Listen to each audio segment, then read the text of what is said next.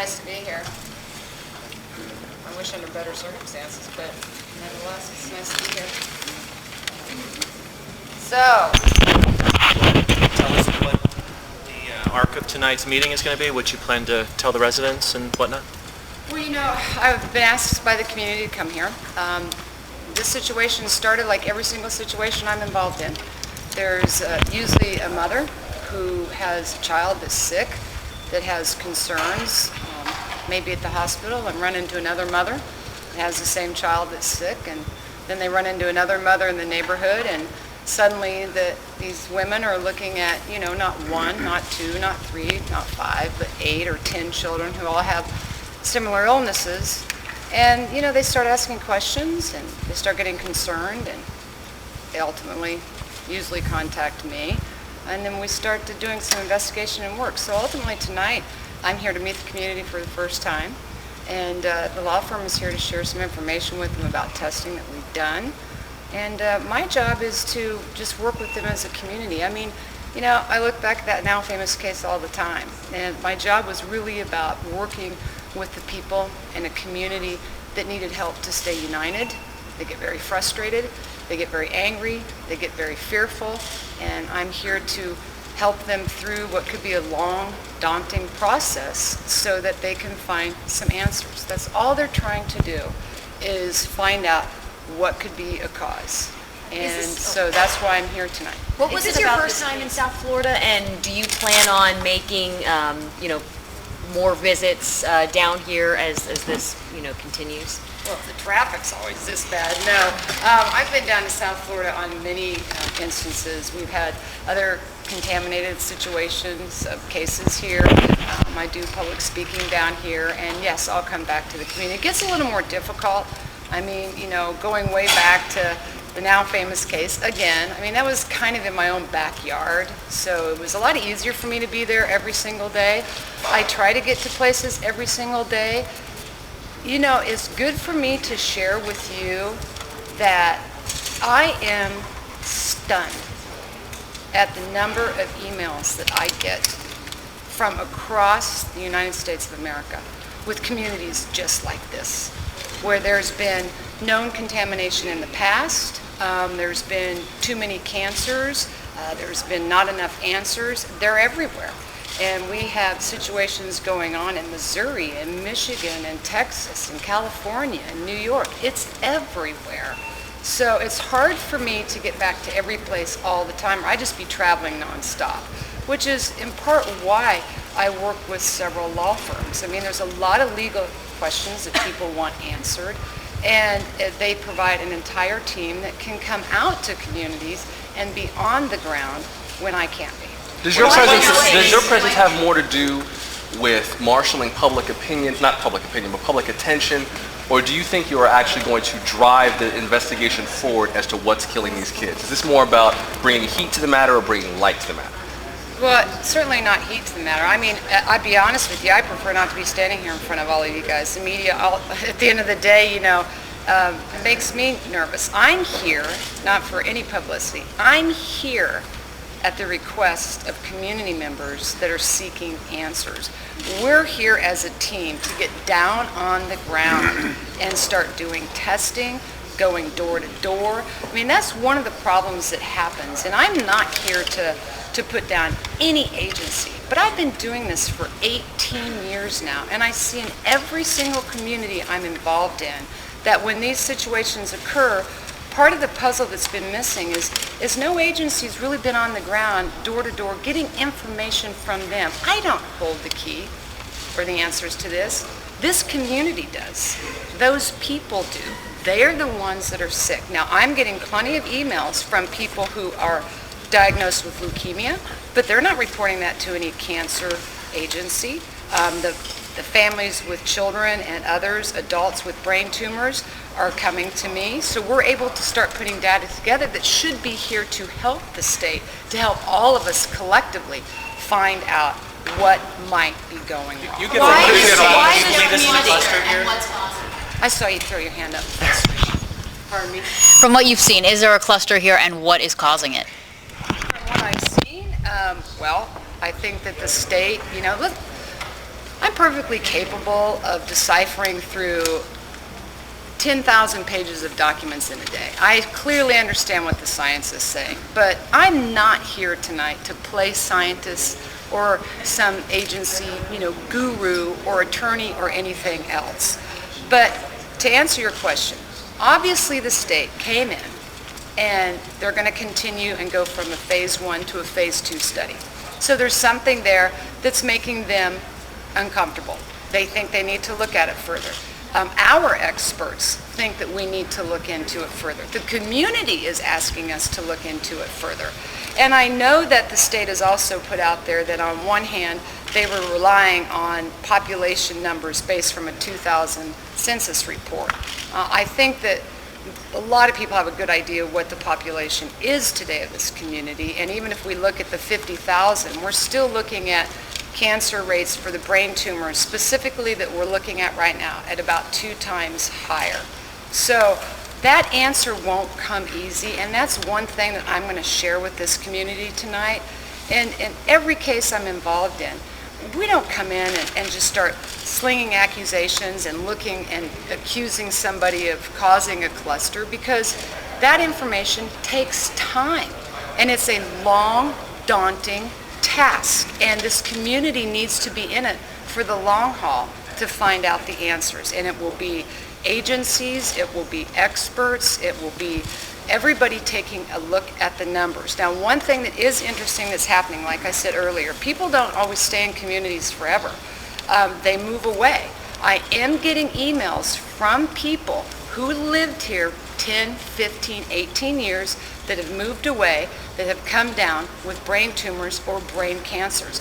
Those numbers are not included at this point in anybody's statistics, and that information has to be looked at, and it takes time for that information to come to us. People don't like to wake up and talk to people about their brain cancers or their brain tumors. I think about these people all the time. If somebody diagnosed me with a brain tumor, the last thing I would do would be call the cancer register to report it and then contact the CDC to find out if there's a cluster, because they have to deal with a lot and they have to get through a lot. So it will take us some time, and yes, we will be looking at a cluster. Our hope is to clearly work with your state agencies. There should be no reason why all of us collectively can't look at and help this community. I just think that that's what we need to be doing. But it seems like they're not really getting any answers, and these meetings, they keep being told the same thing. It's a long haul, it's a long haul. So how is your message tonight going to be different than all the meetings they've been going to, for the past couple of months? Well, I hope to give them a little bit more help. Like I said, I've been doing this for 18 years, and I don't have a crystal ball. None of us have a crystal ball, but I will tell you a prediction.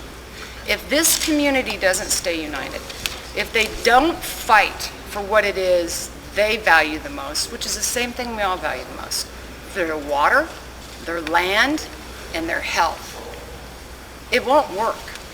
And I'm here tonight to tell them, I've seen this happen over and over again. We are here for them to vent to talk to provide information to.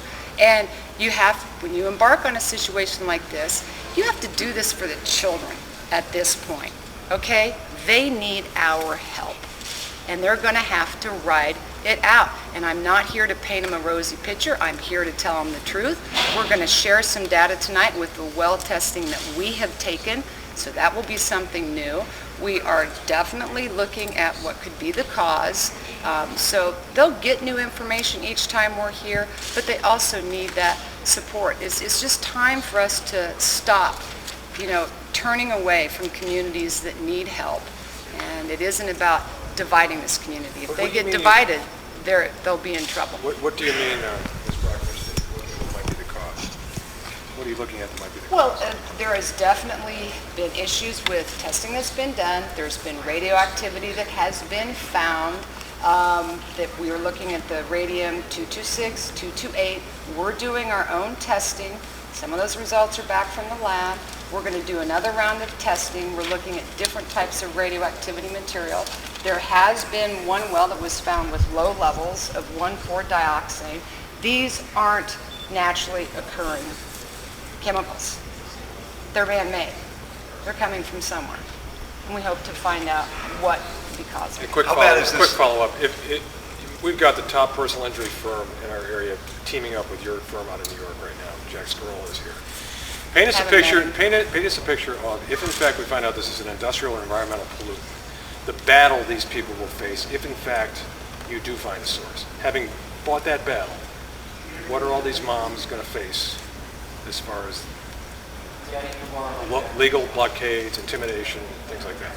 Well, I don't know that they will face too much intimidation. I mean, if there is a defendant there and this turns into a legal battle and a lawsuit, that will be up to the attorneys to handle those matters. These mothers need to stay focused on their children and their health and their community. And that's exactly what I'm going to direct them to do. I do not encourage them to get lost in all of the arguments that will happen about the science, about the law, about the naysayers, because it's out there. And you don't get involved in these battles with the hopes. Who wants to hope that some defendant poisoned these people and what, there's going to be a $333 million settlement. Somebody may come along and make another movie about it. That's not going to happen. They need to be in it for the long haul to find out what went wrong so they have some answers, because when they have answers, they will be able to make different choices and better choices and ones that protect their families and their health. And that's what they're in it for.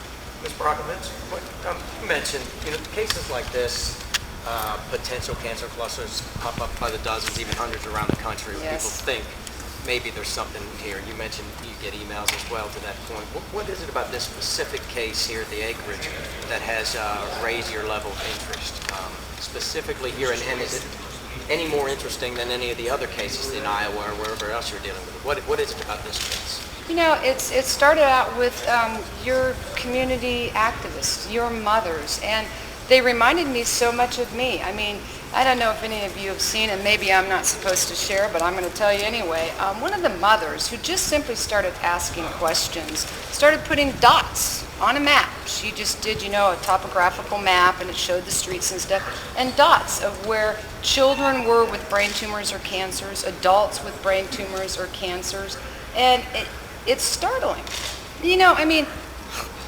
How many brain cancers is enough for us to pay attention to? One's too many. But when you start looking at a map that a mother who was just seeking answers and wanted to try to help find out what may have happened to her child, and you suddenly see 5 and 10 and 15 and 20 and 25, well, that's 25 too many. And that should say something to all of us. So it was the mother's persistence in emailing me, in not dropping the ball, in getting the community involved, in working with the law firm, and actually, frankly, being chastised at this point from the community. It was that courage and that determination that was telling me something was wrong and they needed some help. How bad is What this? I've seen so far, though, is it more concerning than lots of these other cases that you're looking at around the country, or are they all very similar? Before you answer, I'm sorry. We have a couple of Could you just face situations. this way? I'm sorry. Think the mic. Oh, I'm sorry. We have a couple of situations, different cases where we have brain cancers, and we see 5 and 6 and 7. But you do have a number here. I mean, one woman has tracked 35. So, these are numbers that not everybody has yet, because people are emailing us that have moved away and they're finding out. So that tends to be more than I have seen in other cases that I'm currently working on, if that answers your question. Ms. Brockovich, I know that there's not a cause as of yet, but I noticed that there's a questionnaire that they're going to be handing out today. And is there a link, or do they believe that there possibly is a link with Pratt Whitney Aerospace Facility to the problems that they're seeing right now? The community has brought that to our attention. We're clearly well aware of it, as you're clearly well aware of it. There are documents that exist out there. You've probably seen the one that came out in 1988, where the state did a report for the Agencies for Toxic Substances and Disease Registry. And that report clearly concludes that there is a concern for public health and safety, that the shallow groundwater aquifer, clearly on site where they were testing, was heavily contaminated. They were worried about the wildlife reserve that sits out there. And they also indicated in that report that they were concerned about some radioactivity, but nobody tested any further than that. It stopped at 1988. So I'd be lying to you if I told you we didn't know we were there and we weren't looking at records and requesting records. We are. You said you've done some testing and you're going to reveal the results tonight. Can you tell Yes. us what you've got? The attorneys and their teams came out here. I wasn't out here the day that they were testing. The lab results just came in yesterday. I have yet to see them myself. But they were finding radioactivity material and materials that were not man-made. They were not naturally occurring. They were man-made in people's well water. So your gut tells you that the source of the problem is the water. That's where this cancer is arising from, the drinking water? We're certainly thinking that it's a water issue, yes. Why do you suppose there's been no national media exposure, and do you think your presence here tonight may help change that? You know, I don't know. My presence can be a double-edged sword, to be honest with you. And I think that this case and other cases like it should get national attention. I mean, this whole country is looking at going, green, and we're all very concerned about air contamination and groundwater contamination. And as we prepare to have better technology for the future, which we all encourage and we need industry to do, we can't ignore the contamination that's been left in place because it will continue to impact people, public health and safety. And if we don't address that, then everything we're looking for the future will be for naught. Did you pull Pratt Whitney files? Is that what you just said?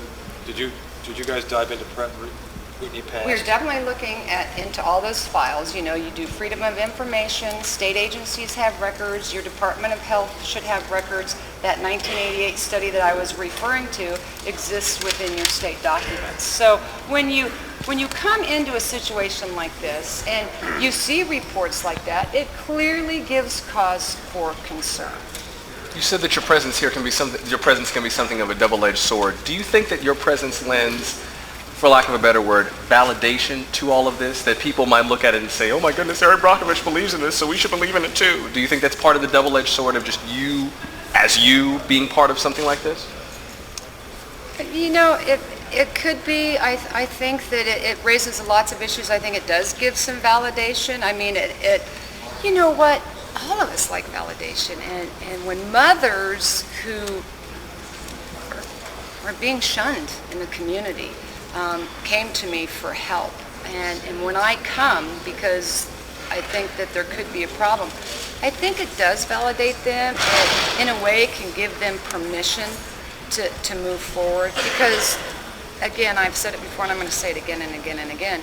The end result isn't about some big litigation. The end result will be that they are searching for answers that will help them better protect their children and their families and those in the future. But now they're searching for answers with the help of Erin Brockovich, who's a brand and a movie and a name unto herself. So that kind of lends cachet, high profile.